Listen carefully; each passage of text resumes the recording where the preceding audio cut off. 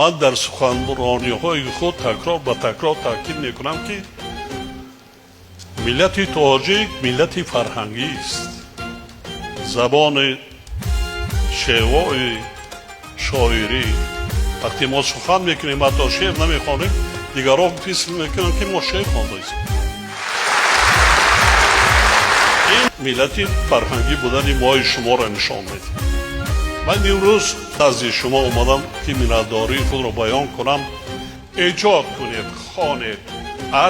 عصری علم است، عصری تکنولوژی است، لیکن برابری همه همین هر یک ملت را در عرصه بین المللی در دنیا پیش از نام بردار میکند، پرچم بردار میکند. این صنعت است، صنعت است، فرهنگ است.